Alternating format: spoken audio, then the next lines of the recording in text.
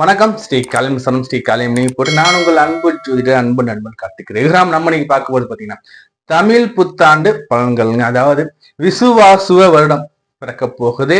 இந்த விசுவாசுவ வருடத்துல நம்ம இந்த ராசிக்காரங்க எல்லாருக்குமே என்ன மாதிரி நற்பண்ண கொடுக்க போது, என்ன மாதிரி கெடுப்பணம் கொடுக்க போது, நம்ம என்ன பண்ணோம் பர்த் சார்ட் வடிவில பார்க்க போறோம். இந்த வீடியோ ஸ்கிப் பண்ணிடாதுங்க, முழுமையா பாருங்க. ஏன்னா ஒரு ஆண்டுக்கான ஒட்டுமொத்த பிரிடிக்ஷனுமே, ஒட்டுமொத்த ஜாதக பலனுமே நான் இப்ப உங்களுக்கு தெளிவா ஒரு பர்த் சார்ட் போட்டு இதுல 12 ராசி கட்டத்தை போட்டு அதுல கிரகத்தை அமைச்சு உங்களுக்கு தெளிவா எக்ஸ்பிளைன் பண்ண போறேன்.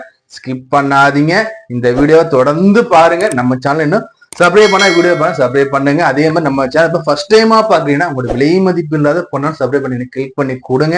அதே மாதிரி நம்ம வீடியோ லைக் பண்ணுங்க, உங்க ஃப்ரெண்ட்ஸ் லிங்க் ஷேர் பண்ணுங்க. உங்க மேல கருத்து கமெண்ட் பாக்ஸ்ல கூட உங்களோட தனிப்பட்ட ஜாதகத்தை பார்க்கணும் விருப்பப்பட்டீங்கன்னா ஸ்கிரீன் நம்ம நம்பர் இருக்கு, கால் பண்ணி அப்பாயின்மெண்ட் வாங்கிக்கலாம். வாட்ஸ்அப் நம்பர் டெக்ஸ்ட் பண்ணி நீங்க வாட்ஸ்அப் மூலியமா ஜாதகம் பார்த்தா கால் பண்ணி போன் மூலியம் ஜாதகம் பார்த்தா உங்களோட தனிப்பட்ட விருப்பம். நம்ம சேனல் சப்ஸ்கிரைப் பண்ணி வச்சுக்கோங்க. இப்ப வாங்க, என் தந்தையின் மலடியை வணங்கி கொண்டு இந்த தமிழ் புத்தாண்டு பலன்கள் எப்படி உங்க ராசிக்கு இருக்குன்னு பார்ப்போங்க. தமிழ் புத்தாண்டு பலன்கள் மேச ராசி. தமிழ் புத்தாண்டு விசுவாசுவ வருடம். இந்த மேச ராசி எப்படின்னு பார்த்து ஃபர்ஸ்ட் பாவம் போட்டு 1ஆம் பாவகம், 2ஆம் பாவகம், 3ஆம் பாவகம், 4, 5, 6, 7, 8, 9, 10, 11, 12 மொத்தம் 12 பாவம் போட்டாச்சு. இதுல இந்த மேச ராசிக்காரங்களுக்கு இந்த தமிழ் புத்தாண்டு எப்படி சார் இருக்க போகுதுன்னா, ஃபர்ஸ்ட் மேசம்னாவே அதிபதி செவ்வாய்ங்க. மேசத்துக்கு அதிபதி செவ்வாய். இந்த செவ்வாய் வந்து பாத்தீங்கன்னா மேச ராசிக்கு 1ஆம் இடம் பிளஸ் 8ஆம் இடத்துக்கு அதிபதியே செவ்வாய் தான். அதே மாதிரி பாத்தீங்கன்னா இந்த மேச ராசிக்காரங்களுக்கு முக்கியமான கிரகங்கள் பாத்தீங்கன்னா சனி பகவான், ராகு பகவான், கேது பகவான், குரு பகவான். இவங்களை பேஸ் பண்ணி தான் இந்த ஒரு வருடம் இருக்க போகுது. இந்த ஒரு வருடத்துல இந்த மேச ராசிக்காரங்களுக்கு என்ன சார் நடக்க போகுது பாத்தீங்கன்னா, குரு பகவான் வந்து பாத்தீங்கன்னா உங்களுக்கு 3ஆம் இடத்துக்கு வருவாருங்க. குரு பகவான் 3ஆம் இடத்துல இருப்பார். 2ஆம் இடத்துல இருந்த குரு 3ஆம் இடத்துல வந்துருவாரு. அப்போ குரு என்ன சார் பண்ண போறாரு, குருவை பார்த்தா உங்களுக்கு 12 + 9க்கு அதிபதி 3ஆம் இடத்துல அமரும்போது பாத்தீங்கன்னா இளைய சகோதரம் வகையிலான ஆதாயங்கள் இருக்க போகுது. இளைய சகோதர வகையில உங்களுக்கு ஆதாயம் இருக்க போகுது. அதே மாதிரி பாத்தீங்கன்னா உங்களுடைய பாக்கியாதிபதி குரு, இந்த குரு 3ஆம் இடத்துல அமரும் போது பாத்தீங்கன்னா மனது அளவுல உங்களுக்கு வந்து ஒரு தன் நிறைவு இருக்கும். தன்னிறைவு எப்படி சார், ஒரு சாட்டிபிகேஷன் உங்களுக்கு மன நிறைவு இருக்கும். என்ன சார் இருக்கும்னு பாத்தீங்கன்னா மன நிறைவுல பாத்தீங்கன்னா இது உபாஜய ஸ்தானம் இல்லையா, இங்க குரு அமரும்போது கெட்டாலும் மேன்மக்களேங்கிற மாதிரி மனசுல 2 பேருக்கு நல்லது பண்ணணுங்கிற எண்ணங்கள் வரும், ஒழுக்க எண்ணங்கள் வரும். அதே மாதிரி வந்து பாத்தீங்கன்னா மனசுல குரு அமரும் போது பாத்தீங்கன்னா நம்ம நல்லாதான் இருக்கோம், நல்லாதான் பண்றோம் எண்ணத்தை குரு கொடுத்துருவார். குருவோட பார்வைகள் பாத்தீங்கன்னா உங்களுக்கு லாபம் இடத்துல அமருதுங்க. உங்களுடைய 11ஆம் வீட்டை தனக்காரகன் குரு பகவான் பார்க்கும்போது லாப மேன்மைகள் வரப்போகுதுங்க, காசு பணம் வரப்போகுதுங்க, பணங்கள் உங்களுக்கு வந்து அள்ளி கொட்ட போகுதுங்க, பணமழை அதிர்ஷ்ட மழை வரப்போகுது. எப்படி சார் எனக்கு அதிர்ஷ்ட மழை வரும்னு நீங்க சொல்றீங்க? எல்லாருமே எனக்கு மேச ராசிக்கு வந்து கஷ்டம் சொல்லுவாங்க, நீங்க மட்டும் எப்படி சார் சொல்றீங்கன்னா ஆல்ரெடி உங்களுக்கு 11ஆம் வீட்டுல ராகு பகவான் இருப்பாரு. கும்ப வீட்டுல காலபுருஷனுக்கே 11ஆம் ஸ்தானம் லாபஸ்தானம். இங்க ராகு அமரும் போது வெளிநாட்டு யோகம் வந்துருங்க. வெளிநாடு போற வாய்ப்புகள் நிச்சயமாக உங்களுக்கு வரும். புரியுதா? அதே மாதிரி இந்த இவர் அதிர்ஷ்டத்தை கொடுக்கக்கூடிய அதிர்ஷ்டக்காரகன் யோகர். இந்த யோகர தனக்காரகன் குரு பகவான் உங்களோட பாக்கியாதிபதி பார்க்கும் போது நிச்சயமாக அதிர்ஷ்ட வாய்ப்புகள் இருக்கும். இதை யாரும் இல்லை என்று சொல்ல முடியாது. அதிர்ஷ்ட வாய்ப்புகள் உண்டு. தனக்காரகன் 11ஆம் இடத்தை பார்க்கும்போது இந்த தமிழ் புத்தாண்டுல உங்களுக்கு பாத்தீங்கன்னா மன நிறைவோட உங்களுக்கு பண நிறைவு கொடுக்க போறாருங்க. புரியுதா? சரி, அடுத்தபடியா குரு பகவான பாரு 9ஆம் இடத்தை பாக்குறாருங்க. பாக்கியம் உயர போகுதுங்க. இதுவரைக்கும் உங்களுக்கு பாக்கியத்தில் இருந்த தடைகள் பிரச்சனைகள் தீரப்போகுதுங்க. தகப்பன் மகனுக்குள்ள இருந்த உறவு மேல இருந்த பிரச்சனைகள் சிக்கல்கள் தீரப்போகுதுங்க. என்ன சார் நீங்க சொல்றீங்க? ஆல்ரெடி சனி பார்த்துட்டு இருக்காரு சார்னா குரு பாக்காரு இல்லையா? சனி யாரு வீட்டுலங்க இருக்காரு? குருவோட வீட்டுல தாங்க சனி உட்கார்ந்து இருக்காரு. அப்போ குருவை மீறி சனியால செயல்பட முடியாதுங்க. அப்படி இருக்கும்போது சனி பார்த்தாலும் குரு தன் வீட்டை பார்க்கும்போது இந்த வீடுகள் உங்களுக்கு வலுப்பெறுகின்றன. இந்த வீடுகள் வலுப்பெறும் போது இந்த வீட்டின் ஆதிபத்தியம் உங்களுக்கு செயல்படும். தகப்பனாருக்கு ஆதாயம் இருக்கக்கூடிய ஆண்டு இந்த ஆண்டு. உங்களை மேசராசியின் தந்தைக்காரங்க எல்லாருக்குமே ஆரோக்கியங்கள் இருக்கும், ஆதாயங்கள் இருக்கும் சொல்லக்கூடிய அமைப்பாக நான் பார்க்கப்படுறேன். அதே மாதிரி பாத்தீங்கன்னா 3ஆம் குரு 7ஆம் இடத்தை பார்க்க திருமணம் இல்ல சார், எனக்கு திருமணம் தடை இருக்கு சார், எனக்கு கல்யாணத்துக்கு ட்ரை பண்ணிட்டு தடைகள் இருந்துகிட்டே தான் சொல்றேன். உங்களுக்கு எல்லாமே குருவோட பாரு உங்களுக்கு திருமணத்தை ஏற்படுத்தி கொடுக்க போது, திருமணம் நிறைவேறக்கூட காலம், மகிழ்ச்சியா இருக்க போறீங்க, சுய தொழில முன்னேற்றம் இருக்க போகுது, மக்கள் தொடர்புல ஆதாயம் இருக்க போகுது, காதல்ல இருந்த பிரச்சனை தீரப்போகுது, கணவன் மனைவி உறவுல இருந்த பிரச்சனைகள் உங்களுக்கு இந்த புது வருடத்துல தீரப்போகுது. அப்போ இவ்வளவு ஆதாயம் கொடுத்துக்கிட்டு இருக்க இந்த புத்தாண்டுல சனியை எடுத்து நம்ம பார்க்கும்போது, சனிங்கிறது என்ன சார்? சனிங்கிறது மந்தன். இந்த மந்தன் வந்து பார்த்தா உங்களுக்கு 10க்கும் 11க்கும் அதிபதி சனி. இந்த சனி பகவான் 12ஆம் இடத்துல உட்காரானா 7 சனியா பிடிக்கிறார். 7 சனியாக அமரக்கூடிய சனி கெடுப்பாரா கொடுப்பாரான்னா, கெடுக்கிறது 50, கொடுக்கிறது 50. 50-50 சாய்ஸ்ல வந்து அமரக்கூடிய சனி பகவான் என்ன சார் எனக்கு பண்ணிடுவார்னா, சனி ஒண்ணு பெருசவங்களுக்கு எடுத்துட போறது கிடையாது. பட் இருப்பினும் கவனமாக இருக்கக்கூடிய பகுதிகள் எதுன்னு பாத்தீங்கன்னா, குடும்ப வகையில கவனமா இருந்துக்குவாங்க. என்ன சார் குடும்பத்துல கவனமா இருக்குன்னா, இங்க விரயங்கள் இருக்குங்க, குடும்பம் சார்ந்த விரயமாக இருக்கும். அப்போ குடும்பத்தை சுப விரயம் பண்ணிடுங்க. உடன் பிறந்தவங்களுக்கு திருமணம் பண்ணணுமா, உங்க கையில காசு இருக்கா, திருமணம் பண்ணி வச்சிருங்க. அடுத்தபடியா வந்து குடும்பத்துல வந்து சுப விரயங்கள் செய்யணுங்க. அப்பாவுக்கு அறுவகாண்டம் பண்ணி பார்க்கணும் ஆசைப்படுறீங்களா, இந்த காலகட்டத்துல பண்ணி வச்சுக்கோங்க. அதே மாதிரி காது குத்து இருக்குங்களா, கண்டிப்பா காது குத்தி வச்சிருங்க. இந்த மாதிரி உங்களுக்கு சுப விரயங்கள் என்னென்னலாம் இருக்கோ அதையெல்லாம் இந்த காலகட்டத்தை செஞ்சிடுங்க. அடுத்தபடியா இந்த சனி 12ஆம் இடத்துல அமர்றது, குரு வீட்டுல அமரக்கூடிய சனி என்ன சார் பண்றதுன்னா, உங்களுடைய 6ஆம் இடத்தை பார்க்கிறார். நோய் நொடி பிணி பீடை கடனை இங்க இவர் பார்க்கிறார். சனி பார்க்கிறாருன்னா இவைகள்லாம் இங்க தீரப்போகுதுன்னு அர்த்தங்க. கடன் தீரப்போகுது, புரிதலே.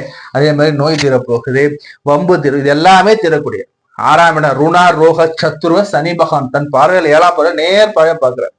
சனி பகவான் பார்க்கும் போது என்னன்னா, இவர் பாவி அல்லவா, பாவி உபதேசதானத்தை பார்த்தாலும் நல்லது, அங்க இருந்தாலும் நல்லது. இந்த கான்செப்ட்ல எடுத்து பார்க்கும்போது இந்த சனி புரிதா இல்லையா, உங்களுக்கு இந்த கடன் இதெல்லாம் அடைக்க போறார். சனி அடைக்கிறாருன்னா கொஞ்சம் சிக்கல்களோட தான் அடைப்பார். அதை நீங்க முறையாக என்ன பண்ணணுமோ அதை பண்ணுங்க. பிளான் பண்ணி கரெக்டா நீங்க பண்ணும்போது, காய் நகர்த்தும் போது இந்த பிரச்சனை உங்களுக்கு இந்த ஆண்டல் தீரப்போகுதுங்க. உடல்ல இருந்த பிரச்சனைகள் தீரப்போகுதுங்க. அடுத்தபடியா இந்த சனியோட பாரு 9ஆம் இடத்து அப்பா மேல கூட என்ன பண்ணோம், அப்பாவுக்கு உடம்பு சரியில்லாம இருக்கும், அப்பாவுக்கு நமக்கு கருத்து வேறுபாடுகள் வந்துகிட்டே இருக்கும். ஆனா குரு பார்க்கும்போது இந்த பிரச்சனை தீர்ந்து, சனி பயிற்சிக்கு பிறகு குரு வர்றது கிட்டத்தட்ட பார்த்தா ஒரு 1.5 மாசம் கிட்ட இருக்கும், புரியுதா இல்லையா? சோ 1.5 மாசம் 2 மாசம் வரும். அந்த காலகட்டத்துல தகப்பன் கொஞ்சம் கவனமா இருந்தா, சனி குரு பயிற்சிட்டாருன்னா குரு பார்த்துருவார். குரு பயிற்சிக்கு பிறகு அப்போ பிரச்சனைக்கு போறது இல்லை. இருப்பினும் சனி பகவான் 12ஆம் இடம் விரயஸ்தானத்தை உட்காரும் போது விரய சிந்தனைகள் இருக்கும். அதான் நம்ம சொல்றோம், சுப விரயமா பண்ணிக்குவாங்க. ஃபர்ஸ்ட் பாயிண்ட், வண்டி வாகனங்கள் செலவு வைக்க கூடும். அப்போ முறையா அந்த வண்டியை வாங்க சர்வீஸ் பண்ணி ப்ராப்பரா வச்சுக்கோங்க. அதே மாதிரி கை காலில் அடிபடக்கூடிய வாய்ப்புகள் வரும், கவனமாக இருந்துக்குவோங்க. இரவு நேரத்துல பயணம் செய்யும் போது திருட்டு போறது, ஏமாற்றுறது, கீழே விளறது, தடுக்கி விளறது விபத்துக்களாக வாய்ப்பு உண்டு. அப்ப இரவு நேர பயணத்தை முடிஞ்ச அளவு தவிர்த்துக்குவாங்க. கம்பல்சரி இரவு பயணம் அப்போயே சொல்லணும் சார்னா, ஆஞ்சநேய பகவானை வழிபாடு பண்ணிட்டு ஆஞ்சநேயோட அந்த செந்தூரத்தை நெத்தியில வச்சுக்கிட்டு கவனமாக மித வேகம் நாளோடு மித வேகத்தோட கவனமா விழிப்புணர்வோட போகும்போது இந்த பிரச்சனை நீங்க வந்து அவாய்ட் பண்ணிக்கலாங்க. இது வந்து இந்த ஆண்டு நடக்கக்கூடியது. இந்த ஆண்டுல பாத்தீங்கன்னா கேது பகவான் வந்து 5ஆம் இடத்துல உங்களுக்கு இருக்காருங்க. 5ல கேது, லக்னத்துக்கு அடுத்த ராசிக்கு 5ல கேது அமரும். என்ன சார் நடக்கணும்? கேதுனா ஒண்ணும் இல்லைங்க, புரிதா இல்ல, இவர் ஒரு சாமியார் கிரகங்க. இந்த காலத்துல குலதெய்வத்தை போயிட்டு வழிபாடு பெற்று வந்து இந்த விசுவாச வருடத்துல மேச ராசிக்காரங்க எல்லாருமே உங்க குலதெய்வத்தை போயிட்டு இந்த புத்தாண்டு தினத்துல வழிபாடு பண்ணிட்டு வாங்க. குலதெய்வத்தை வழிபாடு பண்ணணும். அதே மாதிரி பாத்தீங்கன்னா குழந்தை பாக்கியத்துக்காக ட்ரை பண்ற நீங்க முதற் கடவுள்னு சொல்லக்கூடிய விநாயக பகவான் வழிபாடு பண்ணிட்டு, விநாயக பகவான்கிட்ட வந்து வேண்டுதல் வச்சுட்டு பிரார்த்தனை விநாயகர்கிட்ட பண்ணிட்டு நீங்க வந்து குழந்தைக்காக நீங்க ட்ரை பண்ணும்போது அது உங்களுக்கு சக்சஸ்ஃபுல்லாக இருக்குங்க. 5ஆம் இடம் மந்திரஸ்தானம் சொல்லுவோம், பூர்வ புண்ணிய ஸ்தானம் சொல்லுவோம் இல்லையா? பூர்வ புண்ணிய வகையில ஏதாவது சொத்துக்கள் வகையில பிரச்சனைகள் இருக்குன்னா என்ன பண்ணுங்க, விநாயக பகவானை வழிபாடு பண்ணுங்க. இந்த 2.5 ஆண்டுகள் காலகட்டத்துல சொத்துக்கள் வகையில பிரச்சனைகள் வருதுன்னா அதை கண்டுக்காதீங்க. உங்க சொத்து உங்களுக்கு என்னைக்கு இருந்தாலும் வந்து சேர், அது உங்களை விட்டு போகாது. இங்க என்ன பண்ணுவாருன்னா, அந்த கேதுவை இந்த பூர்வ சொத்துக்கள் இருக்குன்னா, எதுக்குப்பா என் சொத்தே எனக்கு வேண்டாப்புன்னு நினைக்க வைக்கிற அளவுக்கு சம்பவங்கள் அரங்கேற வாய்ப்புகள் இருக்கும். எதையும் கண்டுக்காதீங்க, எங்க போகுது புதல்ல, என்னைக்கு இருந்தாலும் உங்களோட உங்களுக்கு வந்து சேரும், மீண்டும் விட்டு போகாது. சோ உங்களுக்கு அதுக்கான பிரார்த்தனைகள் கீர்த்திகள் வேணும்னா லட்சுமி ஐங்கரீஸ்வரர், அதே மாதிரி பாத்தீங்கன்னா விநாயகர், கற்பக விநாயகர், மலைமேல அமர்ந்து விநாயகர் வழிபாடு பண்ணும்போது உங்களுக்கு இந்த பிரச்சனைகள் தீருங்க. இப்போ இந்த புத்தாண்டு எப்படி சார் எங்களுக்கு இருக்கு மேசராசிக்காரங்க பாத்தீங்கன்னா, மேசராசிக்காரங்களுக்கு 7.5 சனியாகவே இருந்தாலும் நம்ம எஸ்கே என்ன நம்ம சொல்றோம்னு பாத்தீங்கன்னா, உங்களுக்கு விரயங்கள் இருக்குங்க. இந்த காலகட்டத்துல உங்களுக்கு விரயங்கள் இருக்கும். இந்த விரயங்கள்ல நீங்க சுப விரயமா நீங்களே முன் வந்து செஞ்சுட்டா நல்ல விஷயங்க. அடுத்தபடியா வெளிநாடு போற வாய்ப்புகள் உங்களுக்கு இருக்கும். ஆசைகள் பூர்த்தியாகும். மனதுல இருக்கக்கூடிய நீண்ட நாள் ஆசைகள் இந்த ஆண்டுல உங்களுக்கு நிறைவேற வாய்ப்புகள் உண்டு. அப்போ வெளிநாடு வாய்ப்பு உண்டு. பண வரவு இருக்க போகுது. மனதில் ரொம்ப நீண்ட நாளா இருந்தக்கூடிய இந்த ஆசை நிறைவேற போகுது. குலதெய்வ வழிபாடுகள் இருக்க போகுது. குலதெய்வ பிரார்த்தனைகள் நீங்க செய்யணுங்கிறது இந்த ஆண்டுகள்ல இருக்க போகுது. வேலை இல்லைன்னு சொல்லிட்டு வேலை இருக்க போகுது. வேலையில ஒரு சிலருக்கு பதவி உயர்வுகள் இல்லை, வேலையில டாமினேஷன்கள் இருக்குன்னு சொல்றதுக்கான வாய்ப்புகள் உண்டு. என்ன பண்ணுங்க, வேலையில கஷ்டமாக நீங்க ஃபீல் பண்றீங்கன்னா சனிக்கிழமை அன்னைக்கு ஆஞ்சநேய பகவானுக்கு உபயம் எடுத்துக்கோங்க. சனிக்கிழமை அன்னைக்கு தான தர்மம் பண்ணுங்க. ஆஞ்சநேயருக்கு வடமாலை சாத்தலாம். அதே மாதிரி பாத்தீங்கன்னா வந்து பிரசித்தி பெற்ற ஆலயமா இருக்கக்கூடிய அந்த ஸ்ரீரங்கத்தை விட ஸ்ரீரங்க பெருமாளை போயிட்டு ஒரு முறை வழிபாடு பண்ணிட்டு வாங்க. ரொம்ப ரொம்ப நல்லது பயக்கும். ஸ்ரீரங்கம் ரங்கநாத பெருமாளை போயிட்டு வழிபாடு பண்ணுங்க சனிக்கிழமைகள்ல. இல்ல சார் டெய்லி போக முடியல சார், ஒரு முறை ஸ்ரீரங்கத்தை போயிட்டு வழிபாடு பண்ணிட்டு அடுத்த வாரம் உங்க அருகாமையில் கூடிய அந்த அந்த பெருமாளை வழிபாடு பண்ணிட்டு அவங்க ஸ்ரீரங்கநாத வழிபாடு பண்றதும் ஆஞ்சநேயரை வழிபாடு பண்றதும் உங்களுக்கு மிக மிக மிக உசிதமாக இருக்கும். அதே மாதிரி தனக்காரகன் பார்வைகள் நன்றாக இருக்கு உங்களுக்கு. ஆக மொத்தத்துல இந்த ஆண்டுகள் மேச ராசிக்கு நம்ம வந்து பாசிட்டிவா தான் பார்க்கணும். நெகட்டிவா எதையும் எடுக்காதீங்க. புரியுதா? வாழ்த்துக்கள்.